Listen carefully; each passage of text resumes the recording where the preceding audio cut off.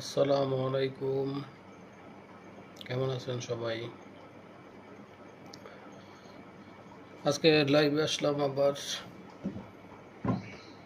বাইরে ছিলাম। মানুষের ভিতরে বহুত আতঙ্ক কাজ করতেছে।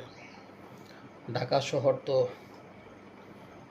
একটা মিশ্র প্রতিক্রিয়া, ভয় কাজ করতেছে সবার ভিতরে।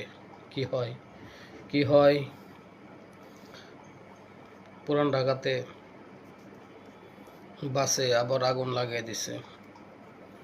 শাহবাগ থানার সামনে, রমনা থানার সামনে পুলিশের গাড়ি পুড়িয়ে দিছে। বিভিন্ন জায়গায় গাড়ি পোড়াচ্ছে, প্রচণ্ড গ্যাঞ্জাম হচ্ছে। নিউজ আসতেছে না। নিউজ সবগুলা ওই যে ক্ষমতায় আসে তার নিয়ন্ত্রণে চলে যায়, এরা তাদের চামচামি করে।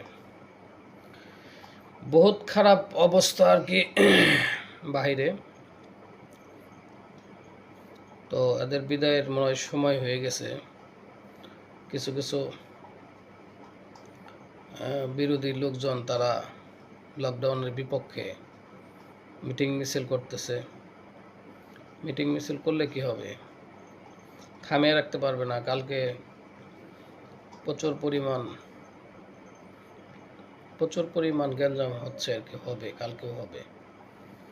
তো আওয়ামী লীগের শক্তি সম্বন্ধে তো সবাই জানে। বাংলাদেশ আওয়ামী লীগ প্রধান দল, তারপরে বিএনপি, বিভিন্ন দল আলাদা, জামাত টামাত।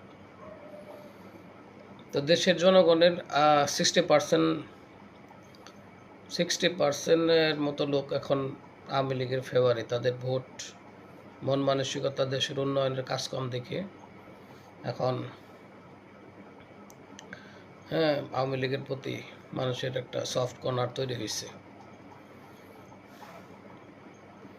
তো এখন আওয়ামী লীগ নির্বাচন সুস্থ হলে আওয়ামী লীগ ক্ষমতায় আসবে আবার। মানুষ ভুল বুঝছে আর কি।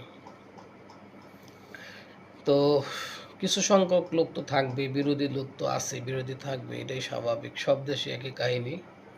তো তারা ভাবে যে আওয়ামী লীগ ভ্যানিশ হয়ে গেছে, সব শেষ হয়ে গেছে। তো ডিজাইনের মাধ্যমে ধ্বংস করা হয়েছে। তো তাই যাই কিছু করা হোক, থাকবে, থাকবে। অনেক দ্রুত কামব্যাক করতেছে।